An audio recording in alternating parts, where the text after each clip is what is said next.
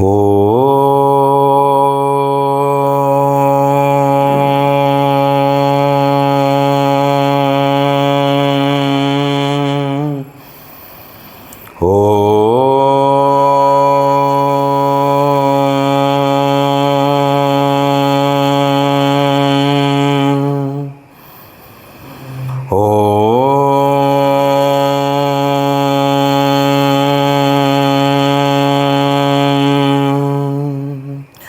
ओम श्री गणेशाय नमः।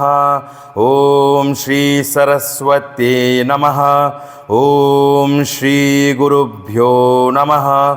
ओम समस्त जन कल्याणे निरतं करुणामयं नमामि चिन्मयं देवं सद्गुरुं ब्रह्मविद्वरं सद्गुरुं ब्रह्मविद्वरम्। ओम सदाशिवसमारंभां शंकराचार्यमध्यमाम् अस्मदाचार्यपर्यन्तां वन्दे गुरुपरम्परां वन्दे गुरुपरम्पराम्।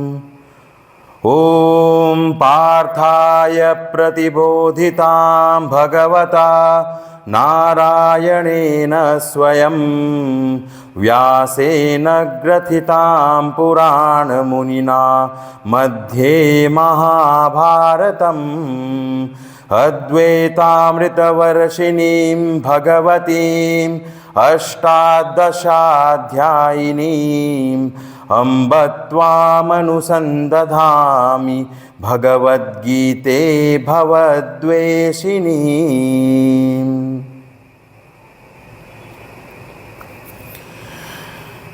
अभी हम भजन करेंगे। आप भजनावली जो है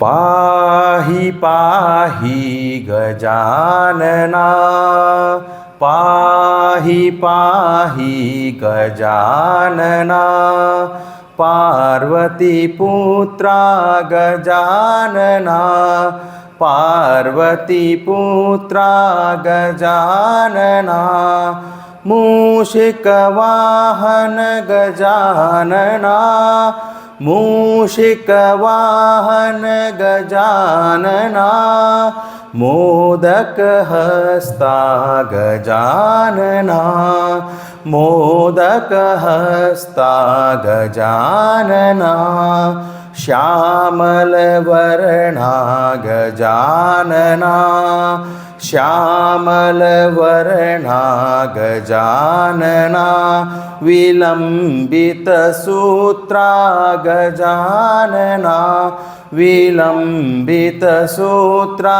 गजानना वामनरूपा गजानना वामनरूपा गजानना महेश्वरपुत्रा गजानना महेश्वरपुत्रा गजानना विघ्नविनायक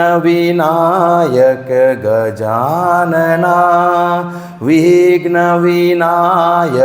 गजानना तव पाद नमस्ते गजानना तव पाद नमस्ते गजानना तव पाद नमस्ते गजानना। बोलिए श्री सिद्धिविनायक स्वामी की जय। श्री सद्गुरुनाथ महाराज की जय।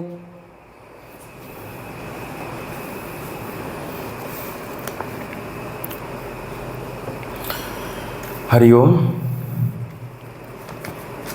आज के इस श्रवण साधना के आखिरी सत्र में सभी का स्वागत है। कल की जो कक्षा हुई है उसमें हमने देखा कि कैसे जो है सब जो है यज्ञ कर रहे हैं, कैसे मिलजुल के एक कॉमन जो गोल है उसके लिए सभी लोग क्या है यज्ञ कर रहे हैं। और उसका जो फल है प्रसाद है, जो क्योंकि जब हम कर्म करते हैं तो उसका कुछ ना कुछ जो फल है हमें प्राप्त तो होना है, तो वह क्या होगा उसे हम प्रसाद कहते हैं। और वही क्या है, भगवान का झूठा, यानी कि कहने का तात्पर्य तो वह क्या है, अवशिष्ट, यानी कि जो बचा हुआ है उस अन्न को जब वह पुरुष जो है, कौन, श्रेष्ठ पुरुष, वह व्यक्ति उसको जिसने यज्ञ में उसमें शामिल, वो साथ में था, वो जब उसको उसमें भी यज्ञ कर्म में वो शामिल था, वह व्यक्ति जब उस सबको क्या करता है, उस प्रसाद को जब ग्रहण करता है तो वह स्वयं का पाप जो जितना उसने उस यज्ञ के द्वारा जितना उनसे हुआ है, वह सभी पापों को क्या उससे वह मुक्त हो जाता है।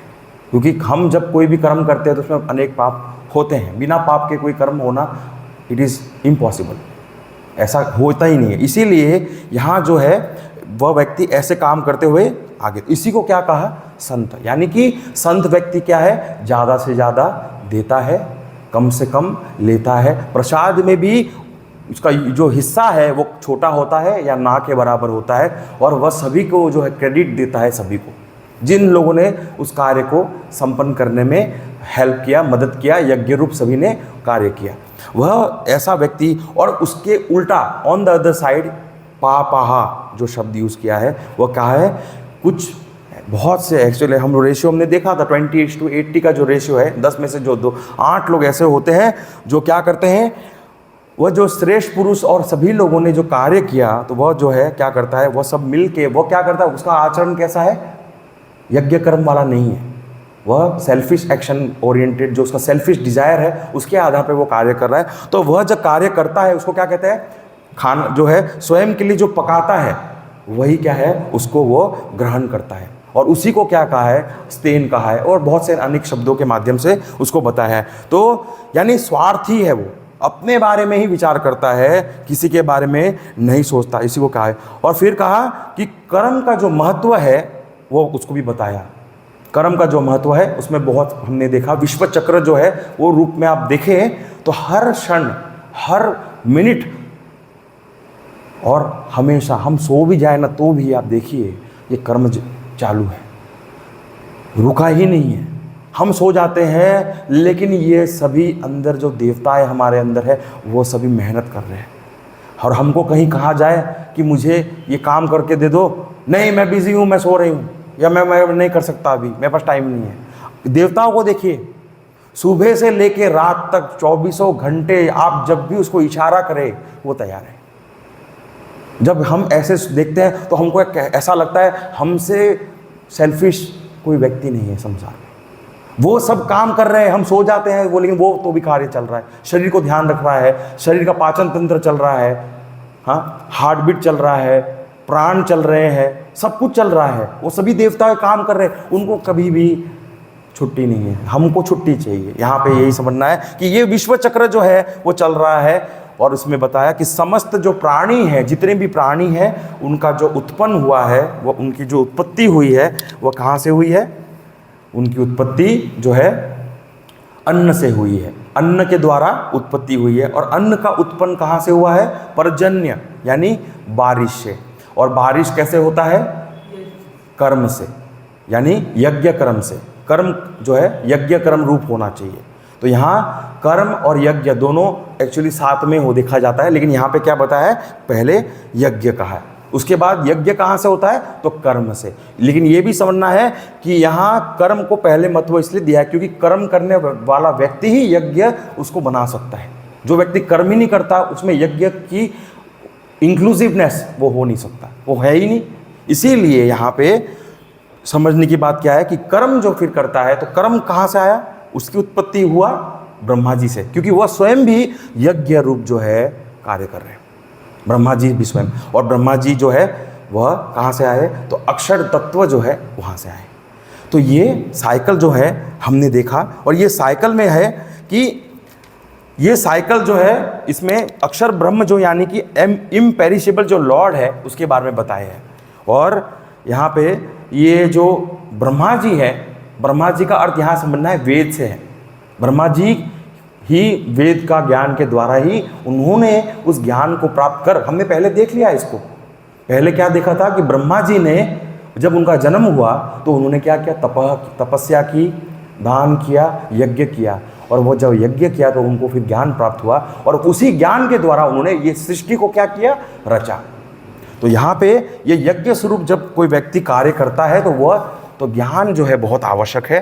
ब्रह्मा जी मतलब ज्ञान यानी वेद, वेद जिसके पास ज्ञान ना हो वो क्या कर्म करेगा, यहाँ समझने की बात यह है। तो इसी कड़ी को हम क्या है आगे बढ़ाते हैं आज। तो अक्षर ब्रह्म जो है, यहाँ जो शब्द यूज किया है अक्षर यानी कि जिसका शर ना हो, इम्पेरिशेबल, जिसका डिस्ट्रक्शन ना हो, उसी को क्या कहा है, या कहे तो निर्गुण ब्रह्मन, ब्रह्म जो हम कहते हैं निर्गुण जो है उसके बारे में वो यानी कि ईश्वर परमात्मा, उनसे क्या हो गया, इसको हम थोड़ा क्या है हमने उल्टा देखा था, अभी हम उसको वापस एक नया एंगल से देखेंगे। जो सृष्टि से हो रहा है, यानी सबसे जो ऊपर है वो क्या है, निर्गुण है, ईश्वर परमात्मा है, और उसी से वह ब्रह्मा जी आए। और ब्रह्मा जी ने है, ब्रह्मा जी का अर्थ यहाँ समझना है वेदों का ज्ञान, यानी कि वेदों का ज्ञान यानी कि जो वेदों में सब कुछ बताया गया है हमको कैसे जीना है, ब्रह्मा जी भी उसी के द्वारा ही ये जगत का क्या है उत्पत्ति उन्होंने किया है।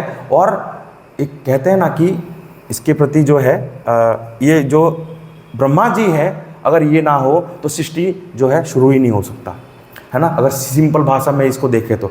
और वह ब्रह्मा जी क्या करते हैं, कर्म के द्वारा जो है ब्रह्मा जी उसकी क्या करते हैं, ईश्वर द्वारा जो है वेद के द्वारा क्या कर्म की उत्पत्ति होती है, कर्म की उत्पत्ति के कारण यज्ञ होता है, यज्ञ होता है, यज्ञ के द्वारा फिर क्या होता है, पर्जन्य यानी बारिश होती है, और उसको अन्न खाकर प्राणी का उत्पत्ति होता है। तो ये जो साइकिल है ये भी एक साइकिल हमें देखना है। तो यहाँ समझना ये है कि एक मनुष्य के पास, प्राणी के पास सिर्फ एक ही क्या है विकल्प है। क्या विकल्प है, वह सिर्फ एक चीज कर सकता है, उसके हाथ में है, वह है ये कर्म।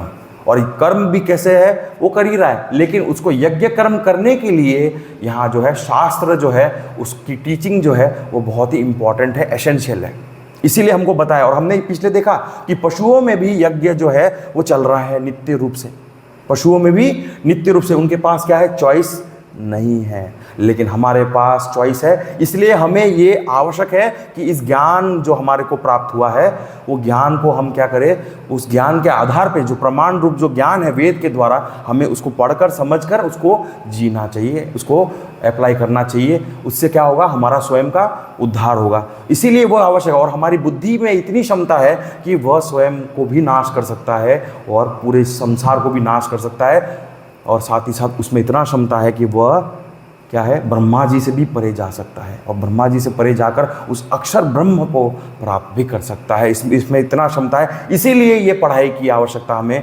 है और हम इसी को पढ़ रहे हैं। तो यज्ञ में क्या है, सभी प्राणी जो है जो प्रतिष्ठित है उनको प्रतिष्ठित रहना चाहिए। ब्रह्मा जी तो नित्य रूप से प्रतिष्ठित है, इसीलिए वह क्या है, सृष्टि का जो नियम आप देखेंगे तो सृष्टि बिल्कुल क्या है, हम बिगाड़ने में लगे हैं, लेकिन ये जो सृष्टि है अपने आप ही क्या है, हर चीज़ ठीक करने में लगी हुई है। सब कुछ क्या करना चाह रहा है, हार्मनी में रखना चाह रहा है, बैलेंस में रखना चाह रहा है। हम पेट्रोलियम प्रोडक्ट्स निकाल रहे हैं प्लास्टिक्स के रूप में, हमारे बहुत सारे उत्पादन हो गए, लेकिन सृष्टि ने ऐसे बैक्टीरिया को उसको उत्पन्न कर दिया। देखिए उत्पत्ति कर दी है किन्होंने, सृष्टि ने, और वह स्वयं जो सृष्टि का जो सृष्टि ने है, और वह क्या कर रहा है, प्लास्टिक को खा रहा है। सो आप देखिए हम क्या कर रहे हैं, हमारा इसलिए हमारे जो डिस्क्रिमिनेटिव विवेक जो है, हम क्या कर रहे हैं सब, लेकिन यहाँ जो सृष्टि है उसमें यज्ञ है, हर चीज में welfare of everyone, welfare of everyone, सबका भला, सबका भला। हम बर्बादी कर रहे हैं, लेकिन भगवान यहाँ पे क्या कर रहे हैं, सब कुछ ठीक करने में लगे हैं। तो ये जो कर्म जो है यज्ञ भाव से जो हो रहा है, इस चक्र में हमें भी क्या करना है, भगवान के साथ एक होकर मिल जाना है। कैसे, उनके रूप में कार्य करना है। भगवान को कहना, भगवान आप मुझे मेरे माध्यम से आप कार्य करवाएं, सब कार्य करें। हमें दुख होना चाहिए। कहने का तात्पर्य क्या है, जब हम सबको देख रहे हैं, ये टेबल को आप देखें, ये टेबल आपको दिख रहा है, ये टेबल 24 घंटे अवेलेबल है आपकी सेवा में। आप चाहो तो रखो, चाहो तो ना रखो, लेकिन वो आपकी सेवा में है, अवेलेबल है। ये 24 घंटे अवेलेबल है। क्या हम अवेलेबल है? हम जड़ से भी, जड़ वस्तु से भी क्या हो गया है। तो ये जब मन में विचार आता है तो हमको बड़ा दुख होता है। कि मैं ये क्या कर रहा हूं, ये टाइल्स है, ये चेयर है, हमेशा नित्य रूप से अवेलेबल है हमारे लिए। जब हम इस्तेमाल करना चाहे हम इस्तेमाल करें। मोबाइल को देखिए आप, जब आपको इच्छा आप कर सकते हैं यूज, वो अवेलेबल है। क्या हम अवेलेबल है भगवान के कार्य में? वो हेल्प कर रहा है, हम तो हेल्प क्या कर रहे हैं? ये जब हमारे अंदर ऐसा चक्र, इसलिए कह रहे हैं कि ये संसार में जो चक्र चल रहा है, ये जो चक्र चल रहा है, हम उसके साथ बिल्कुल एक हो जाए, जुड़ जाए। और जब ऐसे हम जब जुड़ जाएंगे तब क्या होगा? समाज की उन्नति होगी। हाँ, या आप जो भी आप जिस भी कार्य में कर रहे हो, आप घर में अगर खाना ही बना रहे हो तो उस खाने के द्वारा सबका पोषण होगा। उन सभी जीवों में जो देवता है उनको आप पोषित करोगे। उस पोषण के द्वारा आप जो पोषित करेंगे तो वही आपको वापस घूम फिर के आप ही को मिलने वाला है, क्योंकि वो देवता आपके अंदर भी वही है। जब उनमें वो वृद्धि, उनमें जब बल बढ़ेगी तो आप में भी वो बल बढ़ेगी, क्योंकि वो अग्नि देवता अलग अलग नहीं है, वो कॉमन है। इसीलिए समझना है कि हम स्वयं को ही क्या कर रहे हैं? पोषण कर रहे हैं। ऐसा ना समझे हम किसी और को खिला रहे हैं, अपने आप को ही पोषण कर रहे हैं। अगर हम स्वार्थी है तो ये स्वार्थ कितना अच्छा है कि लोगों को पोषण करने के, हम अपने को ही पोषण कर रहे हैं। ऐसा विचार जब आ जाए व्यक्ति में तो वह जो भी कार्य करता है उसमें सक्सेसफुल भी होता है और अच्छा जो जीवन व्यापन करने की जो सही तरीका है वो जी रहा है। अब इसी एटीट्यूड के साथ जब वह व्यक्ति समाज में रहता है तो वो समाज का उद्धार करता है। आप देखिए, वह व्यक्ति जब कार्य कर रहा है सबके लिए, उन सब में जो देवता है, सब जो बल वो प्रदान करते हैं। आप देखिए, समष्टि स्तर पे बल प्रदान होता है और वही बल के द्वारा वो इतना बड़ा कार्य कर पाता है। इट इज़ इम्पॉसिबल लगता है कैसे हो रहा है ये काम, और हमें दिखता भी है पॉलिटिक्स में आज के समय में। इम्पॉसिबल लगता है कैसे हो रहा है ये, लेकिन वो पॉसिबल हो रहा है क्योंकि यही जो एटीट्यूड है, यज्ञ एटीट्यूड ही हमें आगे बढ़ा सकता है। तो ये समाज की उन्नति भी करना हो तो ये हमें आवश्यक है। घर में भी अगर सुख शांति समृद्धि चाहिए, आगे बढ़ना है, परिवार को भी जनरेशन टू जनरेशन आगे बढ़ना है, तो भी क्या है, ये इसका आवश्यकता है। संस्था में भी हम जहाँ रहते हैं, जिस भी संस्था में हम रहते हैं, जहाँ हम सेवा कर रहे हैं, वह संस्था में भी अगर हम उस प्रकार से सेवा करें तो हमारा भी क्या होता है? उद्धार होता है। और सही में सभी का वो हमें बल प्रदान करते हैं, वो बल और बल को प्रदान करता है और बल से बल बढ़ता जाता है और फिर वो अपने आप में फिर क्या हो जाता है? एक मिरेकल हो जाता है। इसी को तो मिरेकल बोलते हैं। हम समझ नहीं पाते ये कैसे हो रहा है, यही मिरेकल है। इसीलिए तो समष्टि का उद्धार करना है तो शुरुआत कहाँ से करना पड़ेगा? स्वयं को लगना पड़ेगा। तो हमने ये देखा था, बहुत से ऑब्स्टेकल्स आएंगे, बहुत से प्रॉब्लम्स आएंगे, लेकिन हमको कभी भी क्या है? रुकना नहीं है। अकेले चलेंगे कोई बात नहीं, चलेंगे, लेकिन इसमें चलते जाएंगे। तो समष्टि में क्या करना है? सुधार करना है। सुधार करने का भगवान को कहे, भगवान से प्रार्थना करें कि भगवान आप मुझे माध्यम बनाए कि आपका जो कार्य है मेरे द्वारा आप कराओ।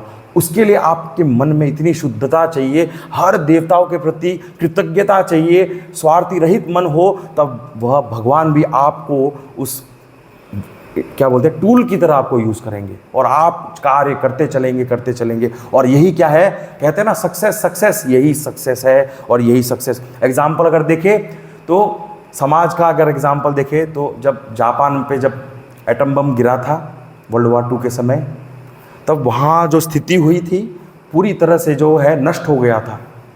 एटम बम गिरने के बाद क्या रहता है? कुछ नहीं रहता।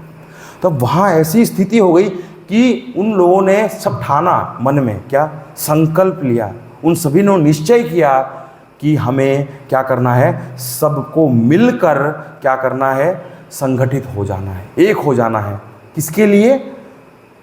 कुछ यज्ञ कर्म के रूप में कुछ क्या करना चाहते हैं? कर्म करने के लिए। तो उन सभी लोगों ने क्या किया? सब मिलकर हर लोगों ने अपने अपने क्षेत्र में योगदान दिया। जो उनका जो कार्य है, क्षेत्र है, उस पर उन्होंने बहुत मेहनत किया। उन्होंने वहाँ पे एक स्लोगन जो है, कहते हैं ना, एक स्लोगन लगाया, उसको कहा my personal best for Japan, my personal best for Japan. जब कहते हैं ना मंत्र, और हमारे देश में आज वो बहुत इसी प्रकार के मंत्र, अनेकों मंत्र के रूप में हम सभी जुड़े हुए हैं।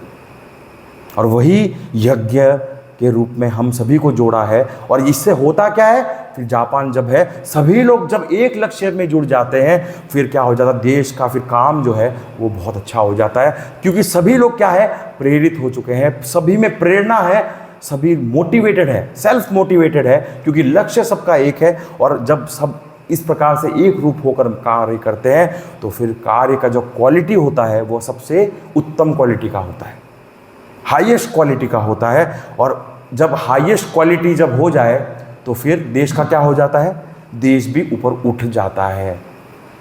तो ये हमें हमारे हिस्टोरिकल एग्जाम्पल के आधार पे हमें देखने को मिलता है और हमें इसे सीखना चाहिए। अब यहाँ समझना ये है कि यज्ञ जब हम करते हैं तो यज्ञ में ये समझना है कि यज्ञ हम लोगों के लिए कर रहे हैं, ऐसा ना समझे हम लोगों के लिए नहीं कर रहे हैं, भगवान के लिए कर रहे हैं, क्योंकि उस यज्ञ में भगवान बसे हैं। जिसके लिए हम कर रहे हैं वो उसमें भगवान है। हमारा ध्यान गुणों में ना हो, उस भगवान पे हो, उन देवताओं पे हो। उन देवताओं पे जब हमारा ध्यान होगा तो वही क्या है, समाज का उन्नति भी करेगा और वही यज्ञ हमें मुक्ति की ओर लेके जाएगा। मुक्ति की ओर ले जाके हमें क्या करेगा, मोक्ष की ओर। हमारा जितना भी जो दुख है सबका जो है उसका निवारण परमानेंटली क्या है, हो जाएगा। इसीलिए आप देखिए हमारे संस्कृति में, हमारे सनातन धर्म में सबका उन्नति के लिए ही ये बात चल रहा है। यहाँ पे हमारा यही क्या है, सब कुछ बताया गया है कि तो यहाँ जो है मेन विलन कौन है, तो विलन कहते हैं जो इस लक्ष्य से नहीं जुड़ा हुआ हो, वही विलन है। जो इसके साथ जुड़ना ही नहीं चाहता वही क्या है, विलन है। तो एक बार जब कोई व्यक्ति इस मार्ग में अगर थोड़ा सा भी अगर आगे बढ़ जाए, यज्ञ कर्म को चख ले, फिर वो रुक नहीं पाता। वो रुक नहीं पाता क्योंकि उसका जो आनंद है वो आनंद बहुत ही शांत भरा आनंद है और वो बहुत व्यापक फील करता है और अपने आप को रोक नहीं पाता है कार्य करने से। तो जब ये व्यक्ति ऐसे जब कार्य करता है तो उसका स्वयं का लक्ष्य भी पूर्ति होता है और समाज का भी उद्धार होता है।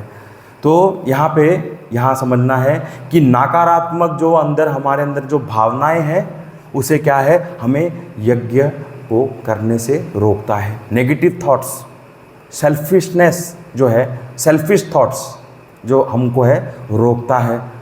अभी हमने यज्ञ रूप में अनेक मूवीज़ देखे हैं, उसमें से एक मूवी लगान है, उसमें एक लौता जो था भुवन, उसके मन में प्रेरणा था क्या, कि हम कर सकते हैं, हम इतना लगान नहीं देंगे, हम अपना लगान माफ़ करेंगे। लेकिन सभी लोगों ने उनका विरोध किया। लेकिन वह स्वयं शुरुआत में आप देखें, यज्ञ स्पिरिट अगर देखना हो तो वो मूवी को आप देखें, कैसे वो अकेला था शुरुआत में और वह फिर धीरे धीरे सबको जोड़ता गया और लास्ट में क्या हुआ, जीत गया और टीम जो है वो जीत गई और उनका क्या हो गया, लगान जो था वो क्या हो गया, माफ़ हो गया। तो यहाँ पे ये भाव जब तक नहीं हो तब तक क्या हो नहीं पाता। अब यहाँ हमने पिछले कक्षा में ये भी देखा कि पर्जन्य जो शब्द है, हमने वहाँ पे उसको रोका था कि पर्जन्य जो शब्द है उसका अर्थ जो हम कहते हैं बारिश से के आधार पर बारिश को बताया कि बारिश भी होता है। और उसके अलावा एक और अर्थ है जो गुरुदेव ने उसको बताया है, तो उसका अर्थ यहाँ पे बताया कि केवल जो है बारिश नहीं है, उसके अलावा एक अर्थ और है, वह है स्थिति। क्या स्थिति, यानी conducive environment. Conducive environment example से समझते हैं, जैसे कि यह जब पृथ्वी है इसमें अनेक पदार्थ है, मिनरल्स है, कितने कुछ चीज़ें हैं, वस्तुएं हैं, मेटल्स है, हाँ, ये सभी चीज़ें को रूपांतरण करना पड़ेगा। हाँ, उसको क्या है, कंज्यूमेबल बनाना पड़ेगा। जैसे ये मिट्टी है, इसमें आयरन है, लेकिन आयरन को आप क्या यूज़ कर सकते हैं, नहीं, उसका प्रोसेस करना पड़ेगा, यानी उसको योग्य बनाना पड़ेगा, प्रोसेसिंग करना पड़ेगा। प्रोसेसिंग करके उसके अंदर से जो क्षमता है, उस मिट्टी में जो क्षमता क्या था, उसका आयरन, उस आयरन को एक्सट्रैक्ट कर उस आयरन के द्वारा और नए क्षमताओं को पैदा करना, वो जो क्षमता को पैदा करने की जो स्थिति है कंड्यूसिव एनवायरनमेंट जो चाहिए, उसी को क्या कहा? पर्जन्य। पर्जन्य का अर्थ यहाँ पे ये है। यानी एग्जाम्पल से एक और एग्जाम्पल, अगर हमें खेती करनी, हमें अन्न चाहिए, तो उसके लिए हमें क्या करना पड़ेगा? उन सभी जो फील्ड्स है, फार्मिंग जो है, फार्म लैंड है, उसको जोतना पड़ेगा, उसमें सब कुछ जो है दवा जो है इंसेक्टिसाइड वगैरह जो है डालना पड़ेगा। उसके बाद में फिर जो है बीज वगैरह लगा के पानी वानी दे के, और फिर वह क्या होता है? तो ये तैयारी को क्या कहते हैं? स्थिति प्रदान करना, कंड्यूसिव एनवायरनमेंट, ताकि वह नेक्स्ट लेवल में आगे बढ़ सके। तो वो बढ़ने के लिए हमें वो तैयार करना पड़ता है, उसके लिए फील्ड को तैयार करना पड़ता है। तो फिर वह क्या हो जाता है? भक्षण के लिए योग्य हो जाता है। फिर उसको हम मतलब खा सकते हैं, भोजन कर सकते हैं, उस अन्न को हम क्या कर सकते हैं? ग्रहण कर सकते हैं। इसीलिए, और उसमें वो सब पोषक तत्व है किसका? सारे मिनरल्स है उसके अंदर, जितने भी जो धरती में है उसी में वो है, वो रिफाइंड वे में वो आ गया है, हमारे लिए कंज्यूमेबल हो गया है। इसीलिए वो कंड्यूसिव एनवायरनमेंट जो है उसी को क्या कहते हैं यहाँ पे? पर्जन्य। ये इसका अर्थ है। तो हर वस्तु में क्षमताएं हैं, हर वस्तु में जो क्षमताएं हैं उसको उजागर करने के लिए हमें एक पर्टिकुलर उसे एक एनवायरनमेंट देना पड़ेगा। एग्जाम्पल, माता पिता है, उनको बच्चों को भी क्या देना पड़ेगा? एक कंड्यूसिव एनवायरनमेंट देना पड़ेगा। नहीं देंगे तो फिर वो क्या होगा? अपने उसके अंदर जो क्षमताएं हैं वो डेवलप नहीं होंगे। बच्चों को भी क्या करना पड़ेगा? वैसा एक एनवायरनमेंट, इसलिए कहते हैं कि घर का एनवायरनमेंट बहुत अच्छा रखो, सात्विक रखो, ताकि उसका मन बच्चे पे, उसका मन का जो प्रभाव है वो सात्विक हो। उस कारण से उसके अंदर भी जो गुण है वो सात्विक प्रभाव के कारण वो सब गुण अंदर बाहर निकलना, वो व्यक्त होने चालू हो जाएंगे। तो यही चीज़ क्या है इसमें बताया है। तो ये आएगा कैसे यहाँ पे बताया? तो सही अनुकूल परिस्थिति जब होगा तभी वह, तो यहाँ क्या है? ये जब तक परिस्थिति जैसी हमें चाहिए वो परिस्थिति ना हो, तब तक वह व्यक्ति उस स्तर में से आगे नहीं बढ़ पाता। उसको बढ़ना है तो वह एनवायरनमेंट जब तक प्राप्त नहीं होता तब तक वह उस लेवल से आगे के लेवल पे नहीं जा सकता। और यही क्या है हमें समझना है। इसीलिए ये पर्जन्य जो शब्द है ये बहुत बहुत महत्वपूर्ण है, समझना है। तो इसी को गुरुदेव जो है नदी का एग्जाम्पल से बताते हैं। जैसे कि नदी का पानी अगर हम रोकेंगे तभी क्या होगा? नदी का पानी के द्वारा है हम क्या कर सकते हैं? बांध बनाना पड़ेगा उसके लिए पहले। तो कंड्यूसिव एनवायरनमेंट क्या है? पहले हमको कर्म करना पड़ेगा कि बांध बना दिया, बांध बनाया।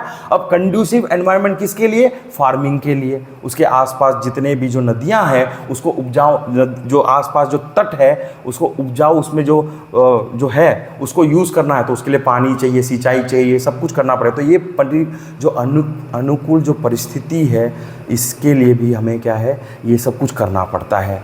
तो ये कंड्यूसिव एनवायरनमेंट कोई क्या है? और इससे होगा क्या? ये कंड्यूसिव एनवायरनमेंट होगा तभी हमें जो प्रॉफिट चाहिए वो मिल सकता है, नहीं तो क्या होगा? कुछ नहीं मिलेगा। तो यहाँ समझना है कि हमारे इस जगत में ये सभी जड़ जितने भी चीज़ें हैं, पेड़ पौधे, सूर्य, ये सभी हमें वह कंड्यूसिव एनवायरनमेंट प्रोवाइड कर रहे हैं। एक एक चीज़ हमें वह कंड्यूसिव एनवायरनमेंट प्रोवाइड कर रहा है और उसके आधार पे हम क्या है, ये साइकिल सब कुछ जो चल रहा है ये सभी चीज़ें हमारे लिए आवश्यक है। हम इस पे डिपेंडेंट है। ये ना हो तो हमारा क्या अस्तित्व, हम एग्जिस्ट ही नहीं कर पाएंगे। इसलिए आप देखते भी हैं कि साइंटिस्ट लोग जब रिसर्च करते थे, पहले क्या आया? सबसे पहले पानी था, कुछ नहीं था, पहले पानी था। पानी के बाद एक कोई बैक्टीरिया आया, कुछ आया, और फिर वो एक सेल यूनिसेलुलर से ऐसे बनते फिर वो बढ़ता गया। तो इसका अर्थ क्या हुआ? कंड्यूसिव एनवायरनमेंट की आवश्यकता है। ये जब तक ना हो तब तक क्या है, वो आगे जो स्टेजेस है, इवोल्यूशन का भी स्टेज देखिए, जो डार्विन्स थ्योरी को जो कहते हैं बॉडी में भी इवोल्यूशन इसी प्रकार से क्या हुआ है, ये कंड्यूसिव एनवायरनमेंट जब तक प्राप्त ना हो तब तक क्या होगा? कुछ नहीं होगा, कुछ नहीं हो सकता। और ये कंड्यूसिव एनवायरनमेंट प्रोवाइड करने वाले, वो कैसे कंड्यूसिव एनवायरनमेंट प्रोवाइड किया जाता है? यज्ञ कर्म से। यज्ञ कर्म जिसने किया हो, यज्ञ के द्वारा ही क्या होता है, बारिश होता है। और क्या होता है, ये कंड्यूसिव एनवायरनमेंट। किसी ने कर्म किया है, वहां मेहनत किया है, डैम ऐसे ही बन गया अपने आप, बच्चे ऐसे ही बड़े हो गए अपने आप। कुछ किया होगा, माता पिता ने मेहनत किया है, तपस्या की है, वह उसके आधार पे कंड्यूसिव एनवायरनमेंट क्या है, प्राप्त हो पाया है, वह उसका योगदान है, वही यज्ञ है। और वह यज्ञ हमें करते रहना है। और इसीलिए क्या है, जो व्यक्ति ऐसे कर्म करता रहे तब वह क्या हो जाता है, उसका जो जीवन है वो आभा, प्रभा, तेज, ब्रह्म तेज जो है उसके चेहरे पे दिखता है, चमक आती है चेहरे पे, क्या है, एक चमक आती है, शाइन करता है। क्या, यज्ञ कर्म का एक चमक होता है। इसलिए साधु संतों के चेहरों पे आप देखोगे, स्पेशली आप गुरुदेव को देखेंगे तो चमक आप देखिए चेहरे पे, तो ये चमक जो है ब्रह्म का क्या है, तेज है, ब्रह्म का तेज है। अब यहाँ पे एक जो है लास्ट जो सेकंड लाइन है उसमें क्या बताया, तस्मात् सर्वगतम ब्रह्म नित्यम यज्ञे प्रतिष्ठितम, है ना। तो यहाँ पे कह रहे हैं कि जो सुप्रीम लॉर्ड है, कौन है, निर्गुण भगवान जो परमात्मा है, वह स्वयं क्या है, सब में, ही इज परवेडिंग एवरीवेयर। और वह क्या कर रहे हैं, he is himself, he is established इन यज्ञ। वह स्वयं क्या है, इस यज्ञ में स्टैब्लिश्ड है। तो इसका अर्थ क्या है कि स्वयं भगवान निर्गुण जो है वह स्वयं भी क्या है, यज्ञ में स्टैब्लिश्ड है। मतलब यज्ञ कर रहे हैं, वो भगवान कर रहे हैं, तो हम, ये समझने वाली बात है। तो यहां कह रहे हैं कि जब अगर हमें भगवान को प्राप्त करना है तो दूसरा इस संसार में कोई द्वार नहीं है, कोई गेटवे नहीं है जिसके द्वारा आप क्या है, भगवान को प्राप्त कर सको। यही और यही एक लौता जो है मार्ग है जिसके द्वारा आप क्या है, भगवान के साथ जुड़ सकते हो। क्योंकि भगवान ने जब सृष्टि की तो वो यज्ञ से ही शुरू हो रहा है, तो आपको भी यज्ञ करते करते ही उनकी ओर बढ़ना पड़ेगा, क्योंकि शुरुआत वहीं से, यज्ञ से ही हुआ है। तो आप अलग से क्या, नदी जब यहां से वहां जाना तो नदी बीच में आता है, तो आप रोड का ट्रांसपोर्ट लेके कैसे जाओगे। तो यज्ञ से जब शुरू हुआ है तो यज्ञ रूपी आपको भी कुछ करना पड़ेगा, तब जाके आप वहां पहुंच पाओगे। तो यज्ञ में अगर यज्ञ, इसलिए कहते हैं यज्ञ के रूप से ही आप क्या है, भगवान को प्राप्त कर सकते हो। भगवान तो हमेशा से यज्ञ में बसे हुए हैं। इसीलिए पहले कह रहे हैं कि पहले हम लोग बहुत पढ़ लेते हैं, हम लोगों ने बहुत वेदांत पढ़ लिया है, समझ लिया है, लेकिन फिर क्या है, इसीलिए सबसे महत्वपूर्ण बात यहाँ है कि how to live in this world. इस संसार में हमें रहना पहले सीखना है, ये सबसे महत्वपूर्ण है। हाँ, और ये कैसे होगा, जब हम अपने कर्म को यज्ञ रूप में करें, और यज्ञ रूप से जब हम करते चलेंगे तो हमारे अंदर जो सेल्फिशनेस है वो क्या होगा, कम होते जाएगा। और इस कारण से जब हम धीरे धीरे हम आगे बढ़ते जाएंगे तो एक समय आएगा कि हमारा जो वो रास्ता ही क्या है, यज्ञ द्वारा ही वो रास्ता है जिसके द्वारा हम क्या है, उन भगवान की ओर हम आगे बढ़ सकते हैं। और एक्शन क्या है, अपने आप में अगर सही रूप में अगर हम करें तो वो ब्लेसिंग है, वरना वो क्या है, बंधन का कारण है। हमें मोक्ष प्रदान कर सकता है, लेकिन यही अगर हम गलत डायरेक्शन में यूज़ करें तो हमें क्या है, बांध सकता है। तो जो व्यक्ति ऐसे परफॉर्म करते हुए राइट एटीट्यूड से यज्ञ कर्म करता है तो उसका धीरे धीरे उसका जो मन है वह शुद्ध होता है। और मन जब शुद्ध होने लग जाता है फिर एक समय आता है कि वह आराम से फिर ध्यान कर सकता है। ध्यान कर फिर वह क्या है, भगवान के साथ एक हो सकता है, उस आत्मा को अनुभूति कर सकता है। तो यहाँ पे हर व्यक्ति का क्या है, संबंध है। किसके साथ संबंध है, हर व्यक्ति का किसके साथ संबंध है, तो कहते हैं पर ब्रह्म जो है, सत्य जो है, उसके उनके साथ भी हमारा संबंध है। और साथ ही साथ जो है ब्रह्म यज्ञ, यानी कि ब्रह्म से लेके, निर्गुण से लेके स्थूलीकरण तक, महायज्ञ जो है, ब्रह्म यज्ञ जो है, वहाँ तक सभी चीज़ें क्या है, हमारे को सब दोनों में क्या है, प्रतिष्ठित होना पड़ेगा, तभी हमारे को मुक्ति प्राप्त हो पाएगा।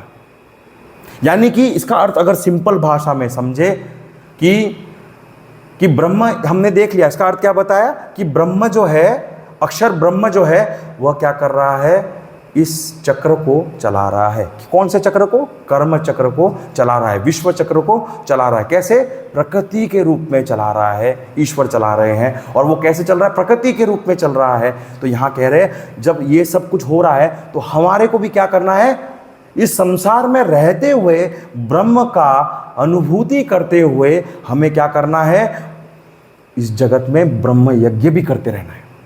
यानी कि मेरा मन तो, शरीर तो क्या है? कार्य में लगा है, सेवा में लगा है, भगवान के यज्ञ में, सेवा में लगा है, लेकिन मेरा मन कहाँ है? उस ब्रह्म में है। और यही जीवन मुक्त का लक्षण है, यही जीवन मुक्त का लक्षण है। और हमारे लिए क्या है? एक साधना है, हमारे लिए ये एक साधना है। इसके माध्यम से हम क्या है? उस मार्ग को, साध्य को प्राप्त कर सकते हैं। साधना के द्वारा ही क्या है? साध्य को प्राप्त किया जा सकता है। तो यहाँ ये जो व्यक्ति है, ऐसा जो व्यक्ति है जो ऐसे करता रहे, तो वह क्या है? इस प्रकृति के साथ क्या हो जाता है? हार्मनी में आकर इस कर्म के बंधन से बिल्कुल ही क्या है? मुक्त हो जाता है। अब यहाँ इसीलिए कहा है कि यज्ञ भाव से कर्म करते रहो जब तक क्या है? मोक्ष ना मिल जाए। जब तक मोक्ष ना मिल जाए तब तक क्या है? करते रहो, करते रहो, करते रहो, ये कहा है। अज्ञानी के लिए तो क्या है? एक ही मार्ग है, क्या है? कर्म का मार्ग। यज्ञ कर्म करते रहो, क्योंकि हम ध्यान नहीं कर पा रहे, हम बहुत ट्राई कर रहे हैं। जब ये सब मन शांत नहीं हो रहा, हम जब भगवान पे ध्यान लगाना चाहते हैं तो मन भटक रहा है, विषयों में जा रहा है, ध्यान करने बैठे तब, तो ये सब जब सिम्टम्स हो तो समझ जाइए हमारे लिए एक ही मार्ग है। क्या है? कर्म मार्ग, कर्म योग। हमको ध्यान करना चाहिए कि नहीं चाहिए, उसके बारे में हमने उसके बारे में बहुत डिटेल में चर्चा की है। करना चाहिए ताकि पता चल सके कि हम कितने अंदर जो है, हमको मेहनत करना है, खुद पे कितना काम करना है, वो चेक करने के लिए साधना करना है। साधना भगवान की प्राप्ति में तो होने वाला है नहीं, वो हम कर ही रहे हैं कोशिश। हाँ, तो ऐसे जो करेगा। अब जो है अगला प्रश्न एक आ रहा है, सबको करना पड़ेगा कर्म, यानी सब अज्ञानियों को करना पड़ेगा। तो मन में एक प्रश्न आ रहा है, कोई अपवाद है क्या? Any exception? कोई एक्सेप्शन है क्या? हाँ, मन बड़ा क्या है? चालाक है। क्या है? चालाक कैसे? अपवाद खोज रहा है कि मैं उस अपवाद में तो नहीं आता, मैं तो वो नहीं हूँ कि मुझे काम करने की ज़रूरत नहीं है। हाँ, तो ऐसा जो है समझने के लिए, अगर यानी कि अगर कोई यज्ञ से अगर कम ना करे तो यहाँ पे इसका उत्तर जो है वो क्या है? अगले श्लोक में हम उसको देखने वाले। तो 16वां नंबर जो श्लोक है उसको पढ़ेंगे। एवं प्रवर्तितं चक्रम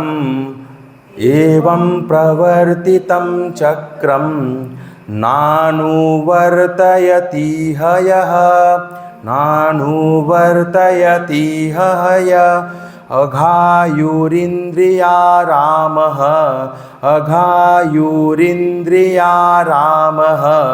मोघं पार्थ स जीवति। साथ में एवं प्रवर्तितं चक्रम नानुवर्तयति हयः अघायुरिन्द्रियारामः मोघं पार्थ स जीवति। हाँ, तो यहाँ पे कह रहे हैं जो पुरुष यहाँ इस प्रकार जो एवं प्रवर्तितम चक्रम, यानी कि जो पुरुष इस प्रकार से प्रवर्तित जो चक्र जो चल रहा है, प्रवर्तित यानी परिवर्तन जो हो रहा है, सब कुछ चेंजेस जो हो रहे हैं चक्र के रूप में, उसका जो है अनुवर्तन नहीं करता, वो ऐसे उसके साथ नहीं चलता, मतलब प्रकृति के साथ जो है ये नहीं चलता, यानी यज्ञ कर्म को नहीं करता, ऐसा व्यक्ति हे पार्थ, वह क्या करता है? इंद्रियों में रमने वाला है। वो इंद्रियों में रमता, इसलिए क्या कहा है? इंद्रिया राम, इंद्रियों को में रमने वाला वो है। और वह व्यक्ति, उसका क्या है? उसका जो आयु है वो पाप है अपने आप में, वो उसका यानी कि वह पाप आयु वाला क्या है? पुरुष है। और उसका जो जीवन है वो क्या है? व्यर्थ है, यूजलेस, वेस्टेज, मतलब कोई योगदान ही नहीं है, इसलिए व्यर्थ कह दिया सीधा। तो देखिए ये मनुष्य में इतनी क्षमता है कि वो कितना भी नीचे, देखिए ये सेवा करते ही जा रहा है, और हमारे पास क्या है, ऑप्शन है, और हम क्या करते हैं, उस ऑप्शन का क्या करते हैं, मिसयूज़, उसको क्या करते हैं, मिसयूज़ उसका मिसयूज़ करना शुरू कर देते हैं। तो यहाँ पे कहने का मतलब क्या हो गया कि जो कोई व्यक्ति ये जो चक्र है उसका अनुवर्तन नहीं करता, वो व्यक्ति क्या करता है, इंद्रियों में रमता है, और स्वयं उसका जो आयु है वो पाप है, यानी कि उसका जीवन ही क्या है, पाप से भरा हुआ है, और उसका जीवन ही क्या है, उसका जितना आयु है वो पाप ही को अपनाता है, जीता है, और वो खाता भी वही है, और साथ ही साथ उसका जीवन क्या है, व्यर्थ है, ऐसा उसमें कहा है। अब इसको हम देखते हैं। तो जो व्यक्ति, ये श्लोक किसके लिए है, सेल्फिश जो व्यक्ति है उसके लिए है। कौन है, जो अपने जीवन को सेल्फिशली जीता है, उसको क्या होता है, वो क्या करता है, जो सेल्फिश है वो कॉस्मिक मोशन जो है, उसके जो कॉस्मिक रोटेशन जो चल रहा है वो क्या है, एकदम स्मूथ है, बिल्कुल क्या है, आराम से चल रहा है, सब लोग क्या है अपना अपना योगदान दे रहे हैं, लेकिन यह व्यक्ति क्या है, नहीं करता। इसका अर्थ ये है, he is not harmonious to the motion of this cosmic wheel.